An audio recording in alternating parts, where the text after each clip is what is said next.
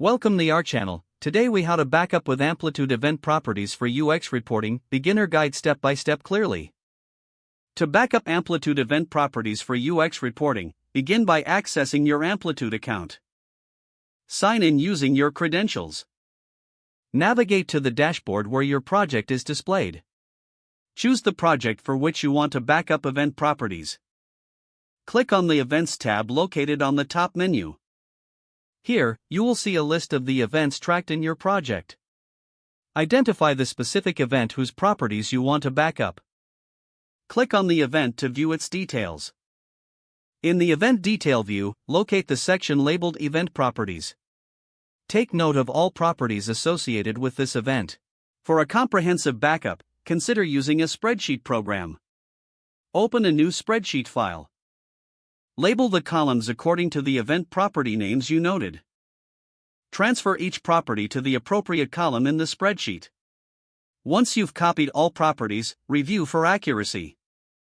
To save your work, export the spreadsheet in a suitable format, such as CSV or Excel. If necessary, repeat the process for any additional events requiring backup. To ensure your backups are secure, store the file in a designated folder on your computer or cloud storage. Periodically repeat this process to maintain updated backups of your event properties. By following these steps, you will have a reliable backup of your Amplitude event properties for future UX reporting needs.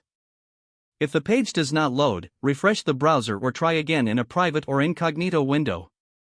Make sure you are using the correct email address, then retype it carefully to avoid small typos. If your password is not accepted, use the reset option and create a new strong password you can remember.